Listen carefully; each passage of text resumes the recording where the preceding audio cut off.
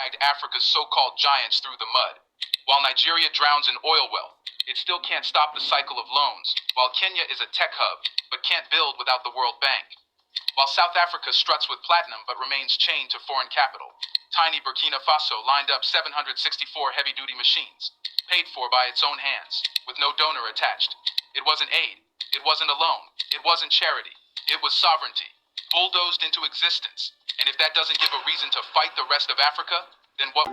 In a continent where every new highway ribbon is usually tied with donor flags, where every bridge comes with a plaque praising foreign partners, and where presidents stand smiling beside World Bank officials as if they were schoolboys given new toys, Burkina Faso has just shattered the script. On a blazing afternoon in Ouagadougou, Captain Ibrahim Traoré unveiled 764 heavy-duty road construction machines. Bulldozers, graders, compactors, and excavators stretched in neat rows, shimmering under the Sahel sun. No foreign ambassador cut the ribbon. No IMF delegation hovered in the background. No European minister was there to give a lecture about fiscal responsibility. It was a Burkinabe show, financed with Burkinabe wealth. This wasn't just an infrastructure delivery. It was a political earthquake.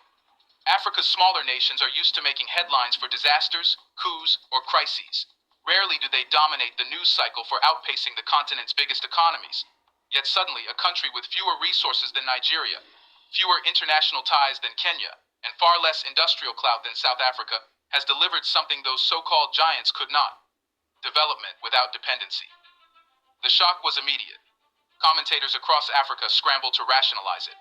Some tried to downplay the announcement as symbolic. Others whispered that the machines wouldn't last. But the truth gnawed at them. Burkina Faso had achieved what the larger economies had failed to do. It has been proven that development is not chained to foreign aid. And that truth burned, because it didn't just expose Burkina Faso's courage, it exposed everyone else's cowardice.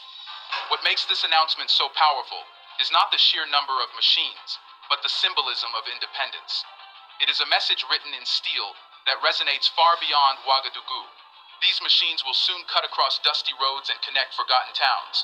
But even before the first shovel of dirt is moved, they have already reshaped Africa's political imagination. They have reminded the continent that aid dependency is not a natural condition. It is a political choice. And that is why this news has hit a nerve. It is not just a Burkinabe achievement. It is a continental humiliation. Every African watching knows what this means. It means we can't keep blaming colonial history or Western domination for everything, at least not without admitting that some leaders still choose dependency. Burkina Faso has proved there is another path. What makes this sting even more is how Traoré framed the announcement. There were no apologies, no self-congratulation, no calls for Western validation. The machines simply appeared, lined up as proof that the state could deliver.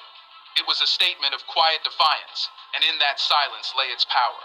In the absence of donor speeches, the machines themselves spoke. Africa can build Africa. This is why the announcement